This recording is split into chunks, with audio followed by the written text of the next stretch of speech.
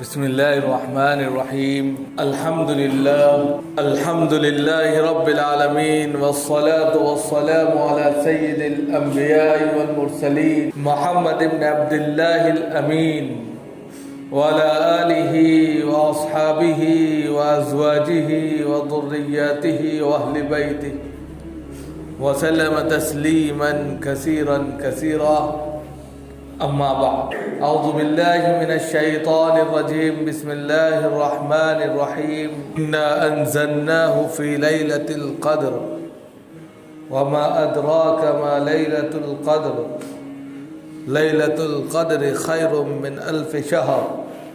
تنزل الملائكة والروح فيه بإذن ربهم من كل أمر سلام هي حتى مطلع الفجر. صدق اللہ العلی العظیم.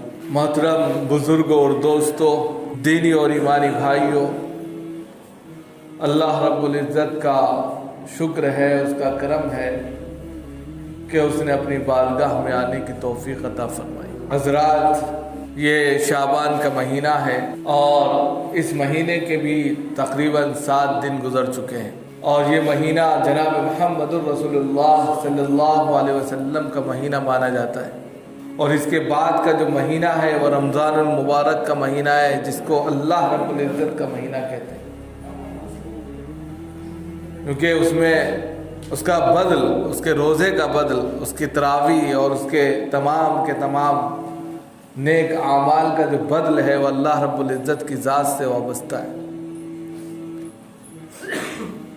جناب محمد رسول اللہ صلی اللہ علیہ وسلم کا طریق یہ تھا کہ اس مہینے میں پورے طور پر تیاری کر لیا کرتے تھے، تاکہ آنے والے جو مہینہ ہے، جو بہت بڑا مہینہ ہے، تمام مہینوں میں ایک سردار کی حیثیت رکھتا ہے اور فضیلت کے اعتبار سے بھی بہت بڑا ہوا ہے، ثواب کے اعتبار سے بھی بے شمار اس کے اندر جو ہے خوبیاں ہیں، اس کے لیے تیاری کرتے تھے کہ کسی طریقے سے کوئی لمحہ، کوئی وقت ضائع نہ چلا جائے. جس طریقے سے ایک انسان پہلے سے کوئی پلان کرتا ہے شادی بیاہ کا یا دوسرے تمام کاروبار کا، تو پہلے سے تیاری کرتا ہے کہ جس دن ہمیں اوپننگ کرنی ہے تو کس طریقے سے ہمیں کرنا ہے. مہینوں پہلے سے تیاری شروع ہو جاتی ہے.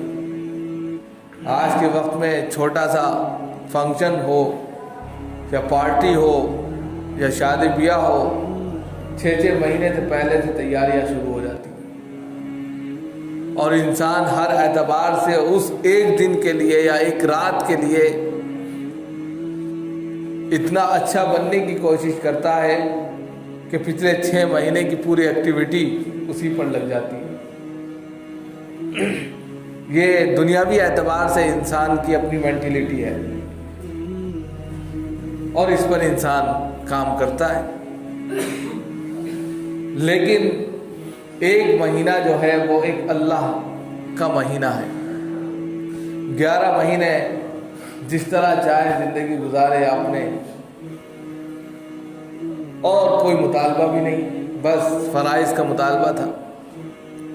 لیکن رمضان المبارک کے مہینے میں اور بھی بہت سے مطالبات شروع ہو جاتے ہیں. روزے کا مطالبہ ہے، تراویح کا مطالبہ ہے، خیرات ہے، صدقات ہیں، زکوٰۃ ہے. یہ سارے مطالبات اس مہینے سے وابستہ ہو جاتے ہیں، اور جب یہ وابستہ ہو جاتے ہیں تو ان پر نیکیاں بھی دگنی تگنی چگنی 700 گنا تک بڑھتی چلی جاتی ہے.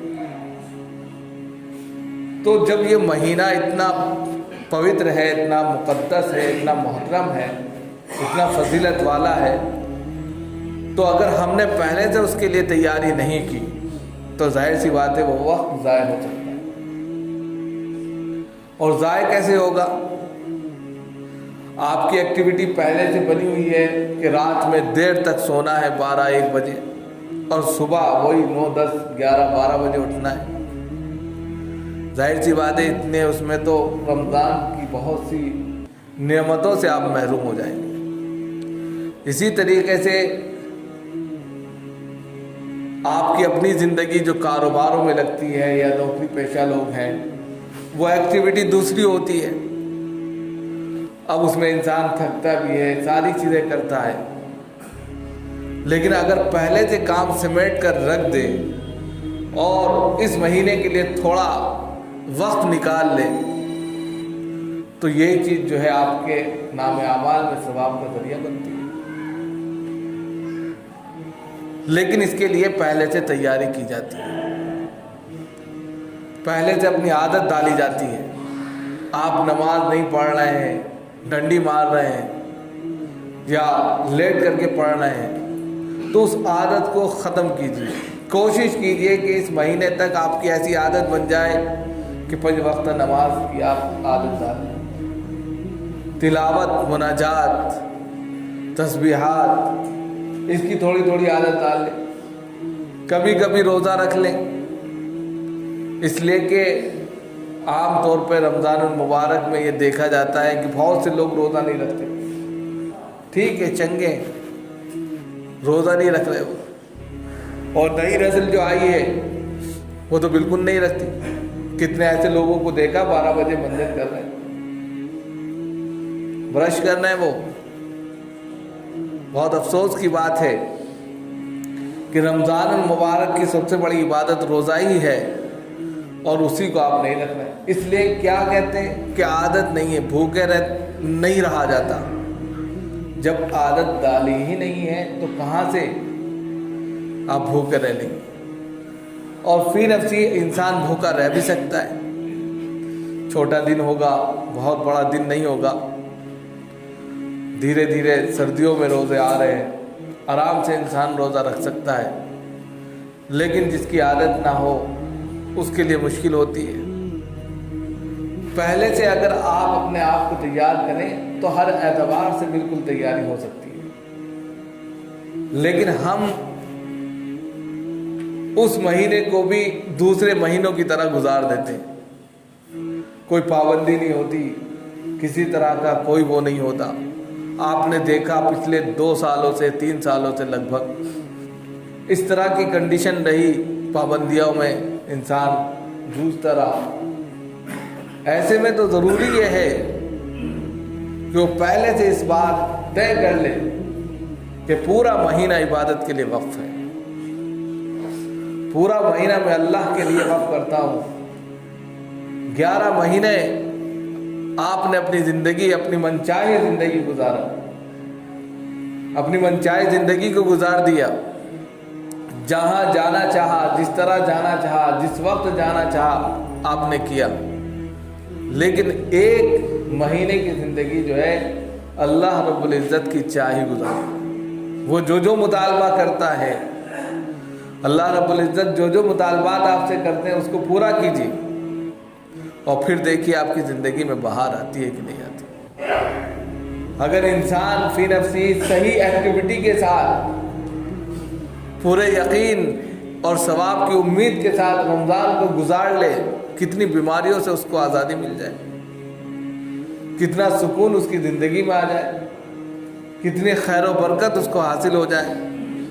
لیکن عام طور پہ انسان کا یقین جو ہے وہ ڈاواڈول ہے، ان چیزوں پر یقین نہیں کرتا، یقین نہیں رکھتا، یا اس کو یقین نہیں آتا، تو نتیجہ یہ ہوتا ہے کہ وہ نقصان اٹھاتا ہے. ہزاروں روپے انسان جو ہے پیٹ کی بیماری کی شکایت میں ڈاکٹروں کو دے دیتے ہیں. لیکن عام طور پہ اگر انسان رمضان میں روزہ رکھتا ہے تو وہ بیمار نہیں رہتا، اس کی پیٹ کی بیماریاں صحیح ہو جاتی ہیں. ڈاکٹر نقطۂ نظر سے اگر دیکھا جائے تو کہا جاتا ہے کہ کینسر کے جو مریض بڑھ رہے ہیں تو اس کی سب سے اہم خوراک کیا ہے کہ انسان کا پیٹ بھرا ہونا ہے. اور جب انسان خالی رہتا ہے تو اس کو غذائیت نہیں ملتی، تو اس کے جو جراثیم ہیں، جو کہہ سکتے ہیں کہ اس کے کیٹانو ہیں، وہ خود بخود مرنے شروع ہو جاتے ہیں. ایک سروے کے مطابق یہ آیا ہے کہ اگر ایک انسان 16 سے 18 گھنٹے بھوکا رہتا ہے اور غذائیت نہ ملنے کی وجہ سے وہ خود بخود مر جاتا ہے. اللہ رب العزت نے ایک اتنی بڑی نعمت دی ہے، لیکن انسان اس چیز کو نہیں سمجھتا، یقین نہیں ہے نا۔ اسی طرح نماز میں انسان جب سجدہ کرتا ہے تو سجدے کی حالت میں تمام کے تمام جوڑ پورے کھل جاتے ہیں، خاص طور سے ریڑھ کی ہڈی کے اندر جو ایک دوسرے سے، انسان کی ریڑھ کی ہڈی ایک دوسرے سے اوپر لگی ہوئی ہے، اس میں خون نہیں پہنچ پاتا، دماغ کی رگوں میں خون نہیں جا پاتا، اس لیے کہ انسان سیدھا کھڑا ہے، خون اوپر کا دوران کم ہوتا ہے۔ جب وہ سجدے کی حالت میں جاتا ہے کہ خون کا دوران تیزی کے ساتھ میں دماغ تک پہنچ جاتا ہے، اسی طرح ریڑھ کی تمام ہڈیوں میں خون پہنچ جاتا ہے، اس کو پیٹھ کی کبھی شکایت نہیں رہتی، برین ہیمریج کا خطرہ نہیں رہتا۔ یہ سب عافیت ہیں، لیکن اس کو کوئی سمجھتا نہیں ہے۔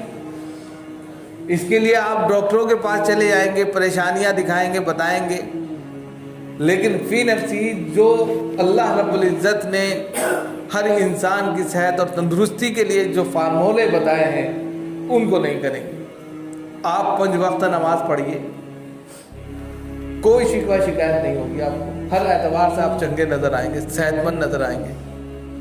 آپ سال بھر میں روزہ رکھیے، کسی طرح سے پیٹ کی بیماریاں نہیں ہوں گی آپ کو۔ عام طور پہ ہمارا معدہ جو ہے، ہم اتنا یعنی کہ الگ وقت میں کھاتے ہیں۔ اگر لکھنؤ کا جائزہ لیا جائے تو لکھنؤ کا جائزہ ہی عجیب و غریب ہے۔ وہ 11 سے 12 کے درمیان ناشتہ کرتے ہیں، 4 سے 5 بجے کھانا کھاتے ہیں، اور رات کا کھانا کس وقت کھاتے ہیں؟ 11 سے 12 بجے۔ اگر طبی نقطۂ نظر سے دیکھا جائے تو ان کی پیٹ کی بیماری ایسی غلط ایکٹیویٹی کی وجہ سے۔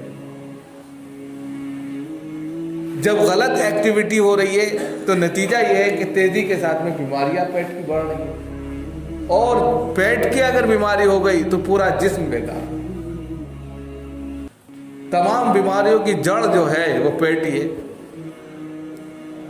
اب ان تمام چیزوں کے لیے ہم پہلے سے فکر مند اگر ہو جائے، فکر مند کیسے ہونا ہے؟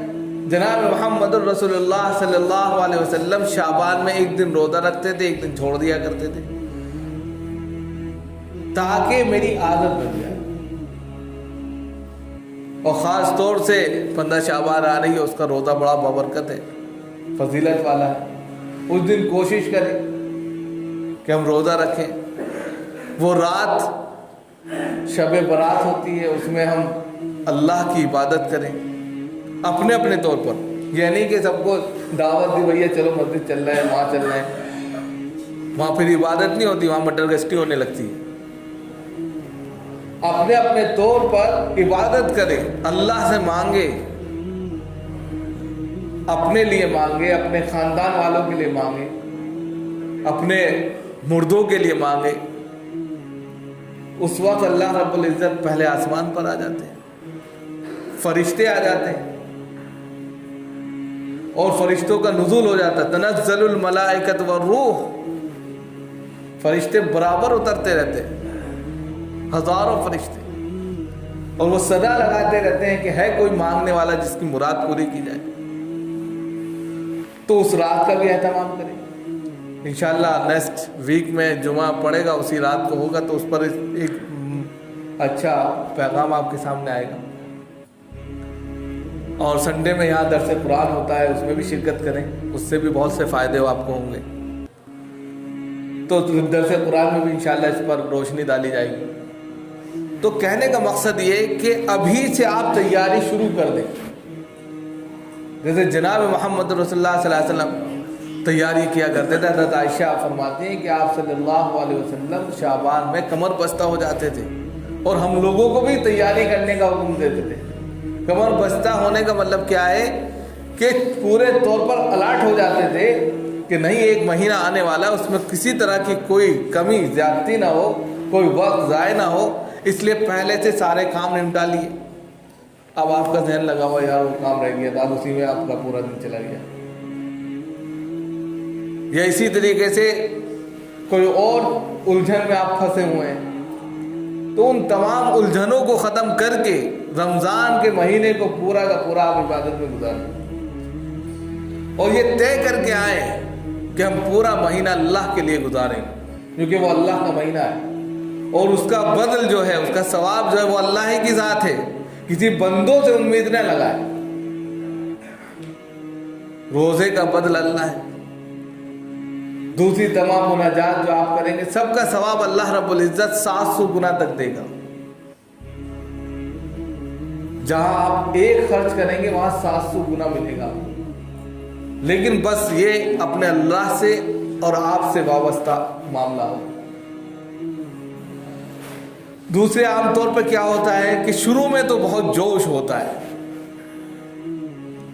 رمضان کا مہینہ آتا ہے، شروع کا ایک ہفتہ ایسا ہوتا ہے کہ بس برکتوں کا نزول اور تمام کی تمام انسانیت جو ہے پورے دنیا کو چھوڑ کے اللہ کی طرف آ گئی، اور ایک ہفتے کے بعد ایسا ہوتا ہے کہ پوری دنیا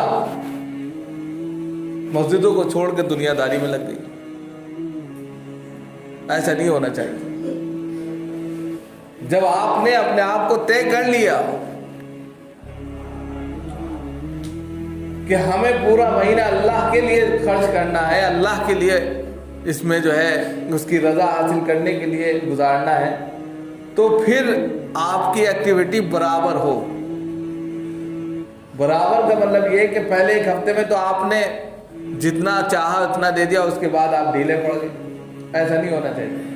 برابر اگر آپ 1 گھنٹہ دے رہے ہیں، آدھا گھنٹہ دے رہے ہیں، جتنا بھی دے رہے ہیں اس کو برابر پورے مہینے تک لے جائیں، اس کا ثواب زیادہ ملے گا۔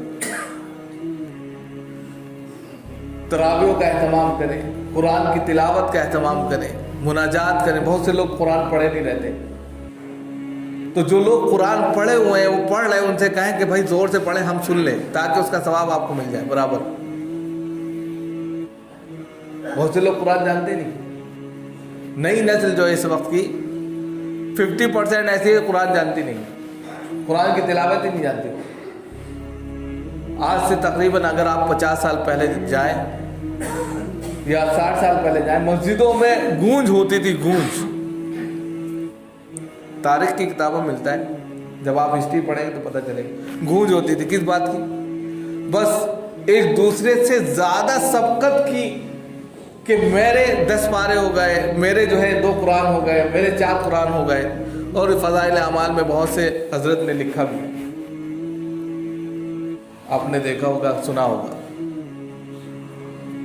تو یہ کیا ہوتا تھا؟ شوق، گھر گھر میں شوق ہوتا تھا، خواتین کے اندر شوق ہوتا تھا، مسجدوں میں بچوں کے اندر شوق ہوتا تھا، قرآن کی تلاوت کرتے تھے۔ اور ظاہر سی بات ہے جب قرآن کی تلاوت ہوتی تھی تو اللہ کی برکتوں کا نزول ہوتا تھا۔ آج کے وقت میں کیا ہے کہ ہم تلاوت کرتے ہی نہیں۔ قرآن شریف پورے سال اسی طرح بند رہتا ہے، کھلتا ہی نہیں۔ رمضان میں ایک موقع ملا ہے، اس موقع کو غنیمت سمجھتے ہوئے ہر شخص کچھ نہ کچھ تلاوت کرے، ایک قرآن تو کم از کم پڑھ لے۔ اور اگر پڑھنا نہیں جانتا ہے تو جو لوگ پڑھے لکھے ہیں اور قرآن کی تلاوت کر رہے ہیں، ان کے پاس جا کر چپ پہ بیٹھ جائے اور ان سے کہ تھوڑا سا بلند آواز میں پڑھ دیں آپ، یعنی جس طرح پڑھ رہے ہیں ویسے پڑھتے رہیں، بس ہم سنیں گے، تو اس کا ثواب برابر آپ کو مل جائے۔ اسی طریقے سے خالی وقت سے دعا اور مناجات میں گزاریں۔ دعائیں اگر یاد نہیں ہے تو ابھی سے یاد کر لیں۔ اب رمضان شروع ہوتا ہے تو اس وقت دعا یاد کرنے بیٹھتے ہیں، پتہ چلتا ہے یاد نہیں ہوئی، پھر چھوڑ دیتے ہیں۔ 1-2 دن تو جوش میں یاد کرنے کی کوشش کرتے ہیں، اور جب وہ یاد نہیں ہوتی، زبان سے نہیں ادا ہوتی، چھوڑ دیتے ہیں اور آنا بند کر دیتے ہیں۔ تو اسی لیے اس مہینے کے لیے آپ اپنے آپ کو الاٹ کیجئے کہ ہم اگلا مہینہ اس طرح گزاریں گے کہ وہ پورا کا پورا 100% اللہ کے لیے ہوگا، اللہ کی عبادت کے لیے ہوگا، اور اس طریقے سے ہوگا کہ ہم اس میں کوئی بھی وقت ضائع نہیں کریں گے، صرف اور صرف نیک کام کریں گے۔ ابھی سے تیاری کر لیں گے، دعا مناجات یاد کر لیں گے، تسبیحات، درود شریف وغیرہ جو آپ کو کرنی ہے وہ کر لیں گے، قرآن کا تھوڑا سا ریپیٹ کر لیں گے، تو وہ چیز آپ کو بہتر فیل کرائے گی، اچھا لگے گا۔ اور جب سال بھر ہو جاتا ہے نہیں پڑھا جاتا تو وہ چیز شوق پیدا نہیں کرتی، دلچسپی نہیں آتی، دل اچاٹ ہو جاتا ہے، اور نتیجہ یہ ہوتا ہے کہ انسان بھاگنے لگتا ہے، نماز ہوئی تیزی کے ساتھ بھاگتا ہے۔ تو یہ چیز نہیں ہونی چاہیے، اور اپنے اپنے طور پر ہر شخص کو چاہیے کہ وہ پورے طور پر جو ہے اللہ اور اللہ کے رسول صلی اللہ علیہ وسلم کے طریقہ کار کو اپنائیں، اسی میں کامیابی ہے۔ اللہ تعالیٰ ہم سب کو عمل کی توفیق